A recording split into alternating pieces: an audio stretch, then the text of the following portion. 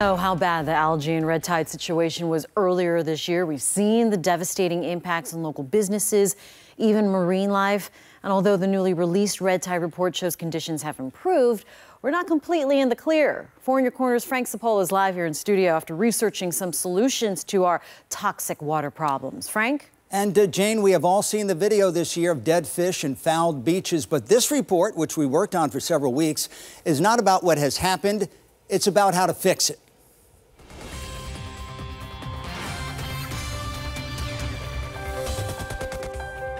These acres and acres of thirsty sugarcane drink from the same watering hole that fouls our beaches, the same water source that also makes Florida an agricultural powerhouse.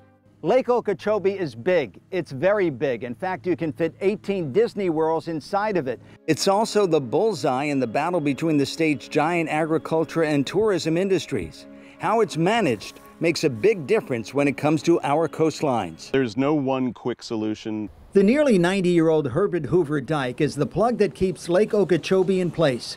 We walked along the top of it with Peter Gerard. He's with the group Bull Sugar, and he thinks he knows why the smaller sugarcane and agriculture industries keep coming out on top. No one gives more money to political candidates than the sugarcane industry. If you want to run for office in this state, it is almost impossible to do it without their support. On a recent trip to the center of the lake, we see no green-blue algae, a far cry from midsummer when 90% of the lake was covered in it. The lake is fishing guide Leo Duran's child. He's on it almost every day, and like a doting parent, he can gauge its mood. The lake's in pretty darn good shape right now. I mean, we're catching tons of fish. They're healthy fish. Water in Florida naturally flows south from the Kissimmee River Valley into the lake, and then in a perfect world continues south, brush clean by the Everglades before heading out to sea. But the dike stops that journey so farmland south of the lake can stay dry for growing. When heavy summer rains flood sugarcane and other farmland, water is frequently sent back north into the lake using pumps located on the lake's southern rim, seen here. With that water comes fertilizer, pesticides, and other toxins used for growing. It's sort of like adding fertilizer to your flower pot. Toxicologist Bill Sawyer says nutrients for growing and toxins to kill bugs and fungus end up in our coastal waters and eventually in us. Which is accumulating in the shellfish. It's creating an aerosol into the air from the wave action, which we inhale.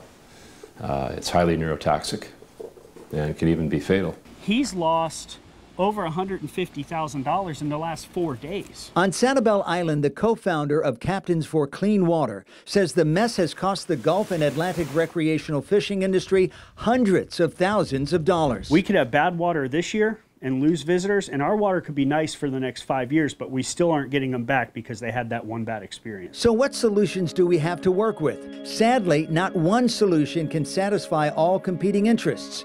In short, something or someone will have to give for the rest of us to benefit. First suggestion, drill wells north of the lake to drive excess water headed south from Orlando into the ground, although early tests show that could stir up dangerous arsenic and pollute the water table. The second idea is already underway. Build small reservoirs south of the lake to store the overflow, although that only works if the water is cleaned before it's pumped back into the lake and sent our way. Third is to lower the level of the lake before the rainy winter season. Although if it doesn't rain, the lake level could get too low, endangering the ecosystem. And finally, have the state buy up thousands of acres of land from growers and build a meandering river south of the lake that would send water through a natural environment, cleaning it as it goes.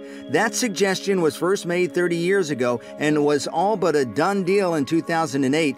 But then the Great Recession hit, and it was put on hold. This is all made more complicated because the sugarcane industry is a powerful force in Florida politics. One of the major producers of sugarcane, Florida Crystals Corporation, donated almost $600,000 to candidates in this election cycle alone. Another big producer is U.S. Sugar. It's based in Clewiston. It is the biggest grower of sugarcane in the country. In the 2016 election cycle, it donated more than $1 million to political candidates. I requested an interview with CEO Robert Bucher several times to discuss Sugar's influence, but was told he was unavailable. With open access to his home from the street, we went looking for him. First using the call box, and then driving in. A knock on his door went unanswered. Bucher, however, has written an op-ed piece. In it, he says, Lake Okeechobee discharges are about 30% of the water that flowed down the Caloosahatchee this year. Water from our sugarcane south of the lake is only 1%. The rest is local runoff from lands along the river. I mean, the Everglades is on life support. It doesn't get enough water. Ray Judah is an environmental scientist. He says Bucher's claims are just not true. This slide from the South Florida Water Management District shows lake discharges more like 40%, not 30%.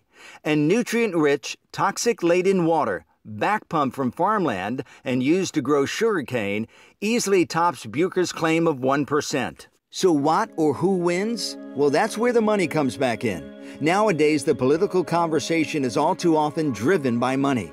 Every year, tourism in Florida generates more than 10 times what the state's sugarcane industry makes. Judah says the tourism industry must pool its resources, state its case, and influence those in power. They need to get educated in terms of who's running for office, what their position is with regards to restoring our rivers and estuaries. Not whether a person is a Republican, a Democrat, or an independent, but what is their position on restoring our rivers and estuaries, and what are they going to do about it? Now, just to be fair, Disney, which is the main tourist attraction in the state, does contribute money to political campaigns, but it's the smaller tourism and hospitality industries on the coast that need to join the conversation.